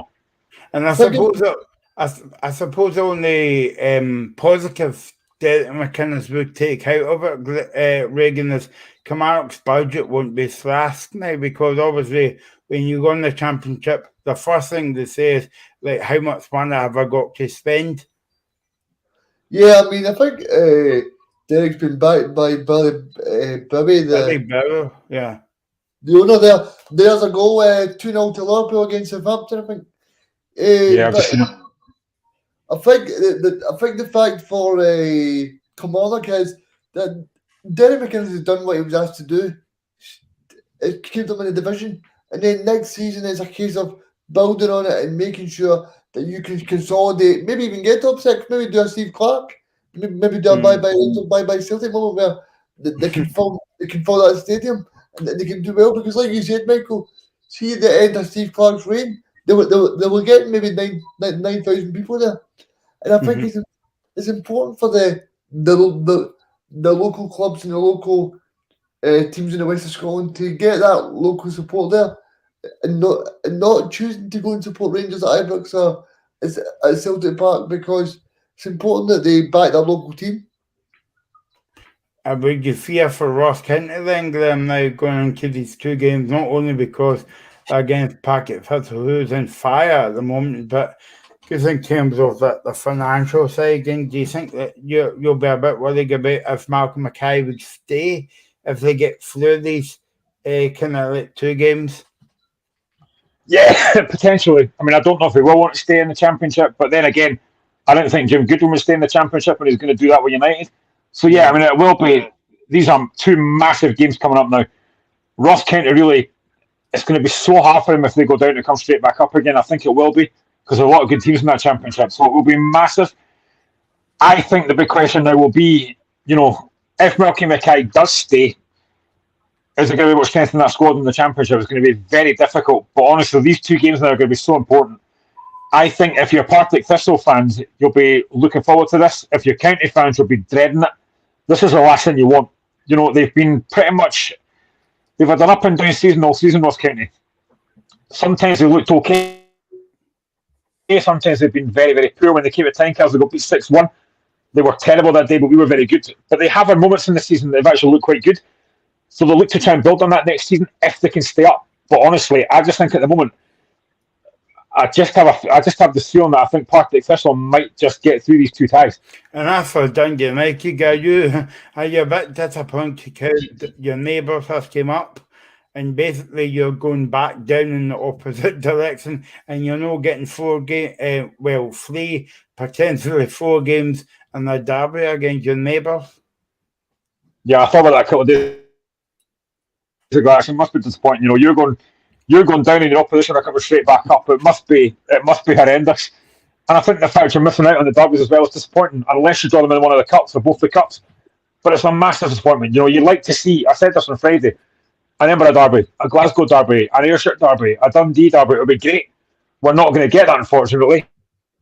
No, And it's all about what United do from here now. How does Jim Goodwin go about rebuilding that squad? It's going to be so important for me for what United do this next season. and what the club need to do as well, as much as Michael, they can say we've got faith in Jim, and they need to provide them with the players.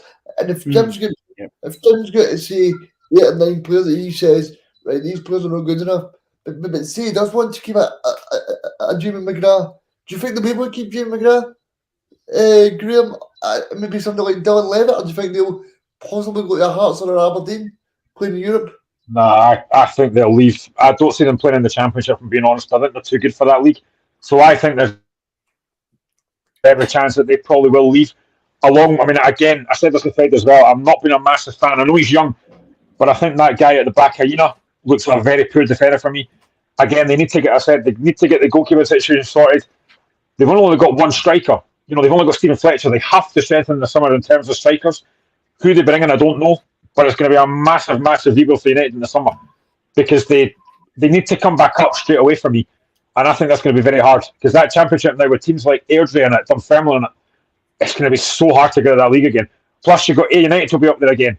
Both you'd like to think might be up there. You've got so many teams in that league that want to win the league. It's going to be so competitive again next season. And again, I think like this season, I think it might go right to the wire again next season, which is great. Just to repeat the scores, a few minutes to go in the game. Kilmarnock 3, Ross County 1. Ross County is in the playoffs against Packet Thistle on the first night. Motherwell 3, Dundee United 2. And the game that we're not talking about, but so definitely on, between St Johnstone and Livingston. St Johnstone is winning 2-0 against Livingston. Gives a few minutes to go in all the games, Graham. Yeah, and as we talked about, it's pretty much over now. We know that St Johnstone and St Johnstone Livingston are safe. County are going to win the playoff, and United are relegated. Kilmarnock have managed to get out of it with the skin of their teeth. And like you've probably said, it's maybe not a time for celebration. They've got to look to rebuild for next season. But yeah, the games are pretty much done and dusted now. It's been an interesting afternoon. Scores were coming in straight away, and obviously we had the Women's Cup final as well. So it's been an interesting show. I don't really. I know we spoke about this a few weeks in the show, Graham, but I don't think. Well, maybe it's different if Hearts was in that position or whatever. But I don't understand supporters celebrating skin up in the last game of the season or in the playoffs. Maybe in the playoffs is a bit different because it's basically a cup final. But I mean, basically the team's got you in that position in the first place. So why celebrate? Maybe that's a bit harsh, but that's how I kind of feel. I don't know about you, Reagan. I remember Roy Keane doing it with Aston Villa, remember? And he's saying, "Why are they celebrating? Why are they celebrating? You should not be celebrating, staying up. You should not be doing that." Yeah. Remember that game? I do indeed. And it's finished at Far Park. Motherwell 3 United 2. United are relegated officially. So does that mean... It's not a beautiful Sunday. Sorry, Michael, just to jump in, I think that means then Kyogo will finish top goal scorer then, does it? Because Van Veen was 2 behind, is that right? I think so. And unfortunately, Shanklin couldn't add to his 28 goals yesterday, so that's disappointing. But never mind, we'll come back next season. He'll get 40 next season, easily. And I've got to laugh the other night, the Celtic Hibs game, Reagan. That the PA announcer says, "Please do not run on the park." And that now, if you say to a bunch of football fans, "Don't run on the park," what they'll do, Graham, is run on the park. So that's a bit daft, but the Hibs PA announcer would say that. Is that what he said? Because I never heard that, Michael. But No, he said that we 2 minutes to go. In the game, please do not run on the park. And I'm thinking, well, they'll do the opposite now. They'll run on the park. To be honest, I'd be embarrassed to even said that. Yes, you've won the game 4-2, but the fact is, you were sitting 5th in the league. You've not won anything. So why would you run on the park anyway? It's pointless. Yeah. What are you celebrating? Why even say that? It's a bit like Motherwell. Remember, Motherwell fans used to do that every season, no matter if they won, if they didn't win a cup or if they were in the bottom six, they still come on the park anyway. Remember that one? That was a famous one against Rangers. It's also now finished at McDermott Park, St Johnstone 2, Livingston 0. And that was the meaningless game of the day. Now we're going to switch over to Rugby Park and see what's happening there, because this could be interesting. But I think in terms of the Scottish football this season, Michael, it's been a very good product to watch. I've enjoyed talking to you guys about it. Yeah, no, I suppose we've got a few minutes left on the show, and we've got another show coming up, a couple of shows coming up.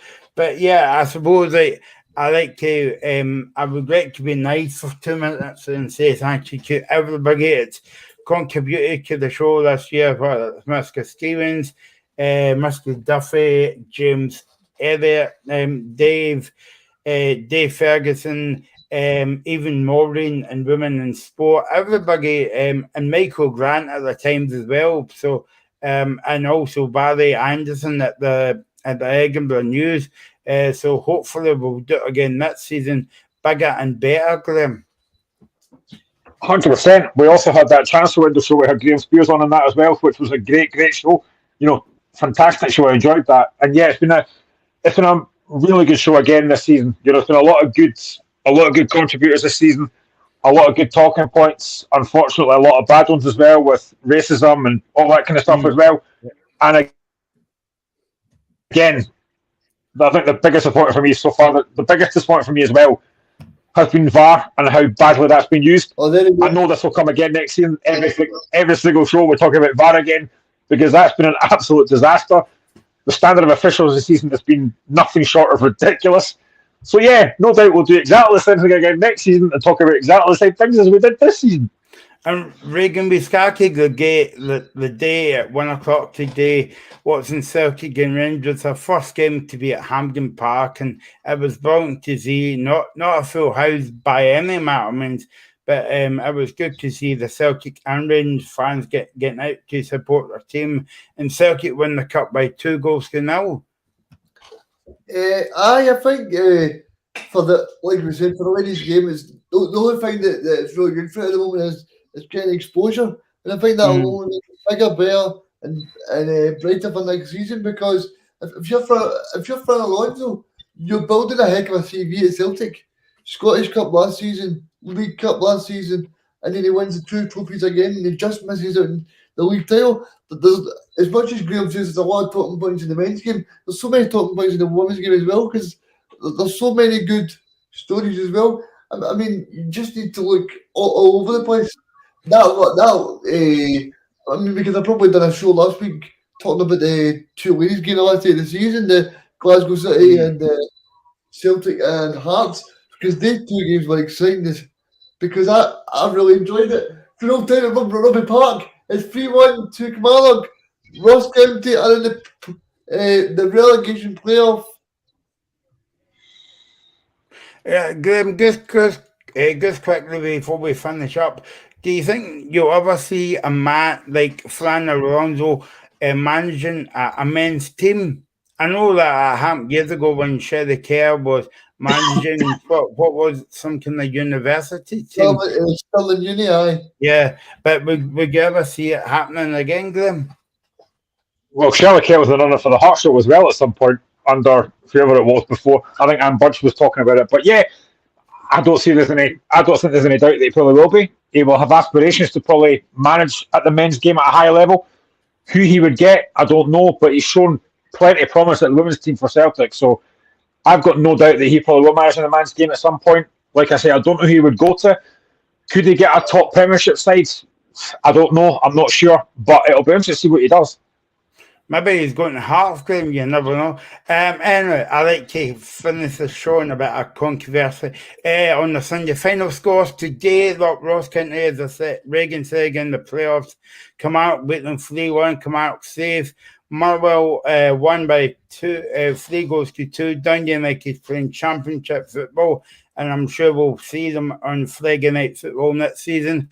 And the winner of this game, sorry, St Johnstone fans and Livingston fans, St Johnstone won by 2 goals to 0 in the women's game today. As I say, Celtic won by 2 goals to 0 against Rangers. So that's all for us today. We'll be back on Thursday, but the later time on the night shift.